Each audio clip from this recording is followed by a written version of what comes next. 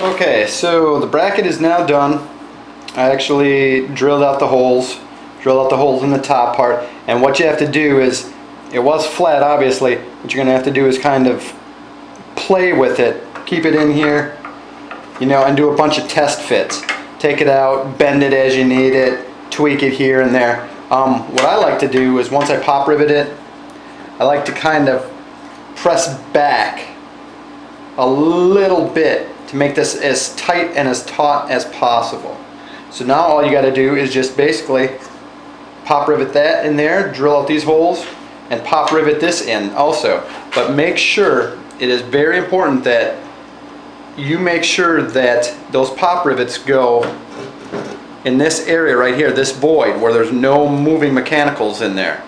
Alright? But if you went at 3.5 inches, you should be right there, no problem. So now all I'm going to do is just pop rivet those in, and that'll be all set. In the meanwhile, I also did this. Basically, I just took, I believe that's a 1/2 inch drill bit. This is the piece off of the what is it, the cord, and I just test fit that in here. There you go. Okay, so everything is set right there. What we're doing now is we're going to start wiring the new 25-foot cord. What you want to do after everything is set and this is on here, remember we put that little piece on there, you're going to want to drill a hole from the bottom through there to fit these two wires back in here. And I already, you know, sliced a little bit of the sheathing off of this one. Feed this back up through here. If I can get it in there. And this one also. Okay. So those are back out and visible. Next, we're going to take a brand new cord, a 25-foot cord, and I already got this one pretty much set. You're going to just cut off the end of it, throw it out, save it, whatever you want to do. Take that rubber boot that we saved from the last one, thread it on there, and then what you're going to want to do is cut just the red part or the sheathing of whatever color you have about 6 inches up. Take 6 inches up. Okay, on the white color or the white one, you're going to take a little bit of the sheathing off, and on the black one, take a little bit of the sheathing off and put your one ring terminal on there.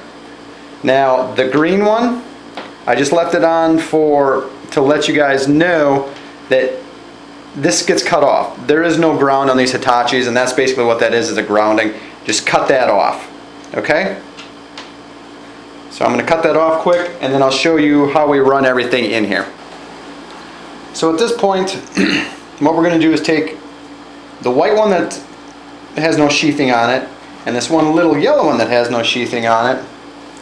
What I like to do is kind of twist them together as best as you can, and then that little crimp sleeve that goes over the top of it, put that in there. Crimper real quick. Alright, make sure that's on there good and tight, and then it's pretty self-explanatory. Remember, the black one on the trigger goes to the top terminal, yellow one goes to the bottom one, and then all you got to do is just feed that back in. These will put your trigger in first, and you can actually feed them around the back side of the trigger. Well, there you have it. Handle relocation all done. Now the last thing that you want to do on your handle relocation is you want to zip tie this, kind of like you're going to want to loop it and zip tie it to both here, and then you'll be able to see that it'll go underneath the trigger also, and one right here. But depending on if you're right-handed or left-handed, deciphers on what side you need to put that cord. I'm right-handed, and what I mean by that is I put it on the left side of the boot, and I'll show you why I do that. Now, any other I mean, most shapers, when they grab their planer, they always, I like to wrap my hand around it, and it's a more comfortable fit like that, and then this part gets draped over your neck, so when you're shaping, you're not dragging your cord, okay? I used to have it on the opposite side, and it would flow over my fingers, and it just wouldn't work right. So if you're right-handed, zip tie this to the left side of the boot, and if you're left-handed, do the opposite. Okay? That is the extent of the handle relocation, guys. And what I'm going to end up doing is I'll do some more videos for you guys also on probably the bearing replacement on these, and also the belt cover is actually modified a little bit too, and I might even go as to showing you how to do the exhaust also. Alright, thanks again guys for watching and sticking it through all these videos. I really appreciate it. If you like the video, just give it a like, and yeah, have a great day.